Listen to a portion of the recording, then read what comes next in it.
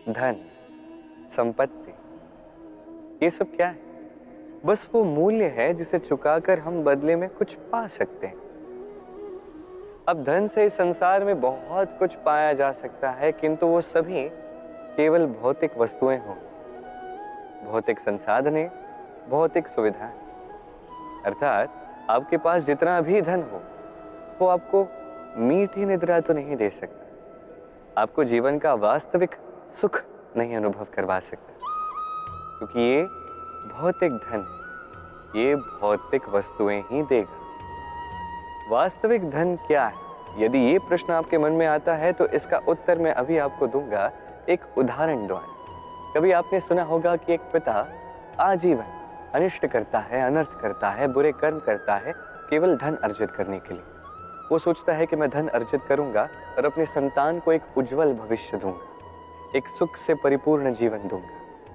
अब संतान जब जन्म लेती है तो वो भाग्य भरोसे इस धन को भोगती है। जैसा उसको मिलता है वैसा उसका उपयोग वो करती है।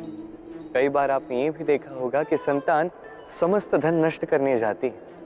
अब वो पिता जिसने सारा धन संचित किया, जो उसका स्वामी था, आज उस धन का चौकीदार बन बैठा है। अब ऐसा क्यों होता है? ऐसा तब होता है जब पिता कभी समझ ही नहीं पाता कि जीवन का वास्तविक धन क्या है। वो वास्तविक धन अपनी संतान को दे ही नहीं पाता।